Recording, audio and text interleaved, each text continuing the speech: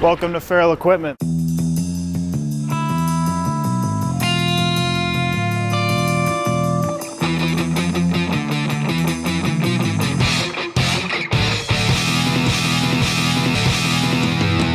Terry Schnatters, Marshalltown Company, our Octagon bull float handles. One of the questions I get on a fairly regular basis is why the Octagon shape. And one of the biggest reasons is the grip that you get. If you're twisting a heavier channel bull float, say 10 foot wide, if you're twisting that bull float head, holding the weight of that bull float in your forearm all day, the shape of this handle is going to make it a lot easier to hang on to.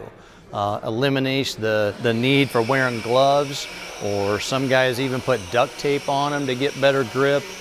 This eliminates all that.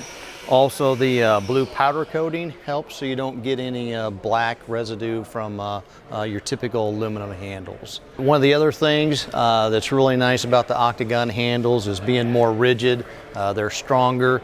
You'll get a little less droop as you're going out more lengthwise. So if you're interested in Octagon bull float handles from Marshalltown, go into your local Farrell equipment store. They've got them on hand for you.